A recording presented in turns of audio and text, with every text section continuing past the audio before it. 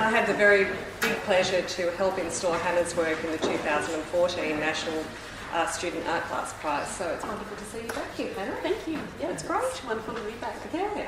So, hand over to you, Hannah. Thank you. Thank you all for being here today. It's such,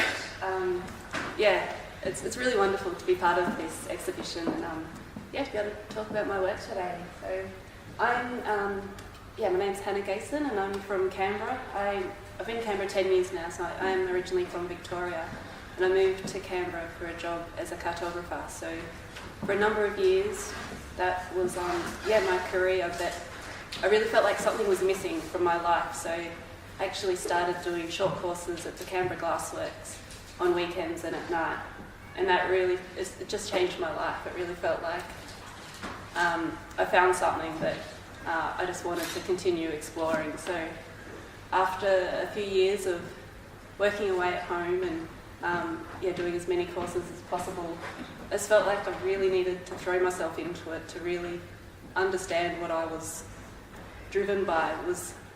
So from the start, my work really was about having components and these small fragments that I just wanted to bring together to create a larger image. And so, I just finished 4 years at ANU, so Claire and I were in our honours year together, finishing last year.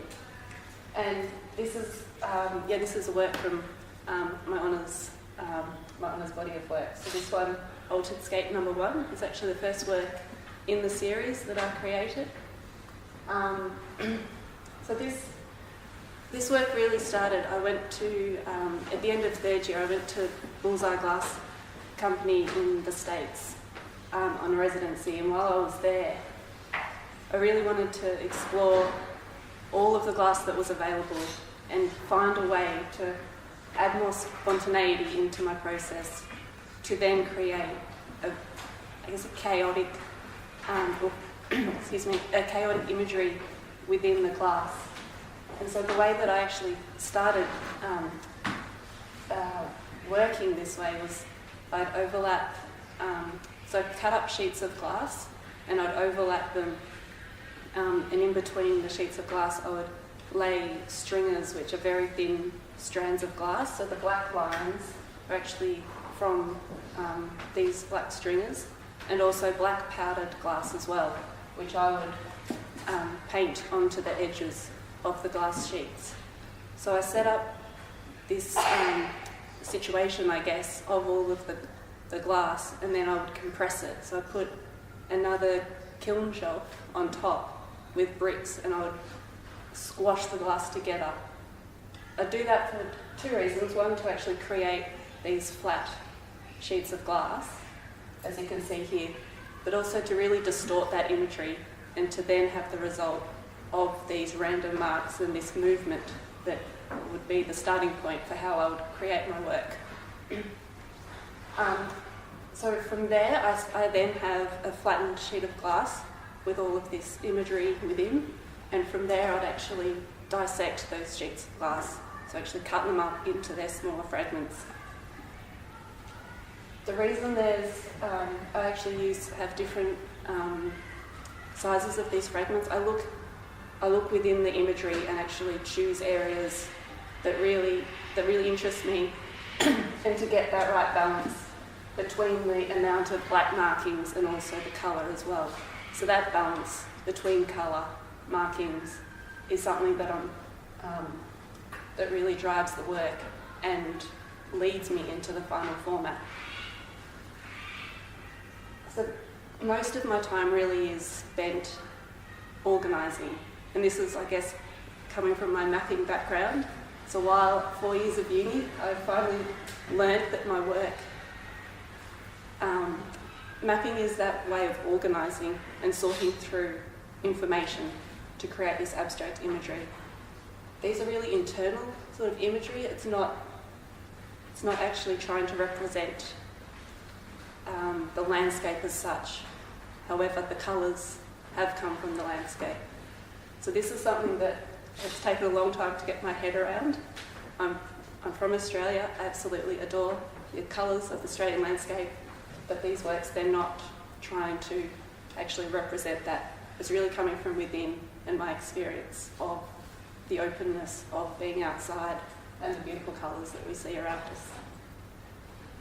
So that's also why, when I'm arranging it, I want to evoke that lightness and that open feeling that I have being outside, because that's the way that it really helps to organise, I think, all of these bits of information that we do see around us and that we feel around us.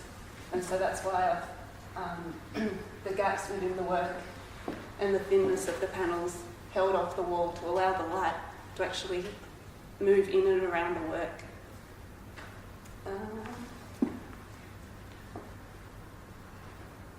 I think that's probably all I need to explain about the work, but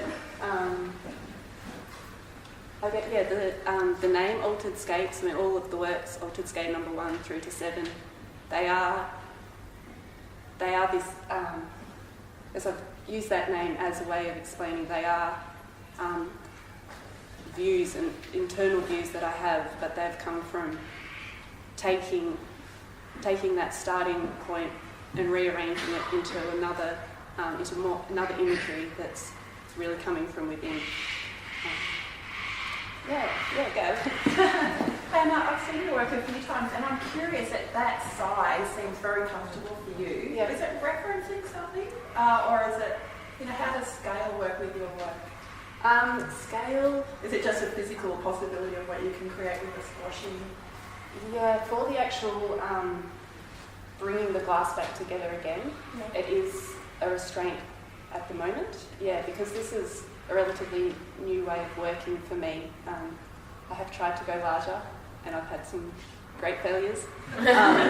So I've actually had to bring it back to a size that the glass will be able to be joined back together and not be stressed. So, and currently, so I have a studio at the Canberra Glassworks at the moment. I'm currently on a residency there, so I am actually looking at making larger works, but they will again be slightly restricted by size, but built up through more panels together to create a larger image. Yeah, but the size, I'd love to be able to go larger, but it's overcoming some technical complications at the moment. Yeah, is there any other questions or yes? Your work looks great there. Would you have preferred having it over here with the daylight coming through? With the daylight, yes and no. I do, when I work, I hold my glass up to the light all the time, and I do need the light, which is why I have held it off the wall. But I have considered actually having work suspended, so like the work against the window there, but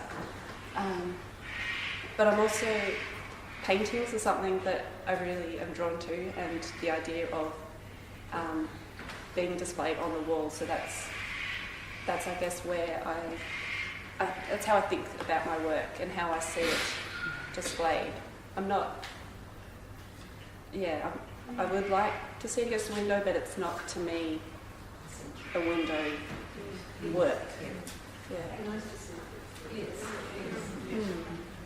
Michael, can you? I think it works well against the white wall. I know what you're saying, Sue, but I think it makes you sort of investigate the work a little bit more because it's on the wall. Yeah. The colours aren't so obvious, and I like that. I like having,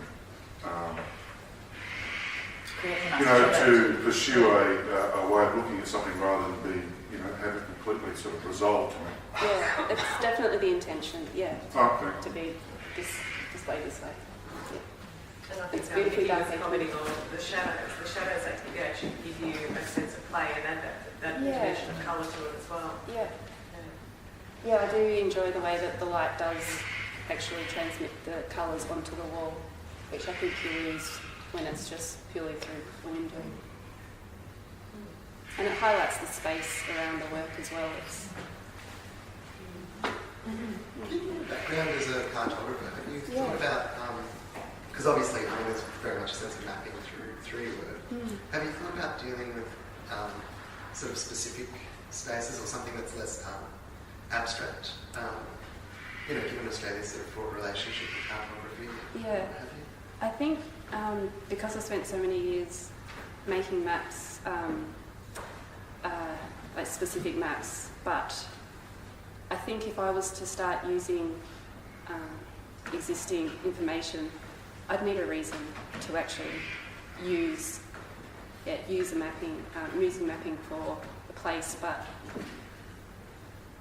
the work really is coming from within, and so there is a sense of mapping, but it's mapping of my own thoughts, and that's why it is very repetitive, because that repetition is a way of sorting and organising, but I've deliberately not gone down that way because it's not what I'm trying to, what I want to set out to do with my work. I'm not trying to talk about a particular place or subject, it's purely what is coming from within. Yeah. And I look at work with, I see mapping in works, and I'm interested, but there's a deliberate choice to use mapping information in those works, but it's not for me. How are you feeling about life beyond uni? We need to have a drink. Great, I'm excited. Yeah, I think 4 years was the perfect amount of time to really get stuck into it. I felt really fortunate actually to have that time at uni to just, it's really self-indulgent, like just to work through these projects.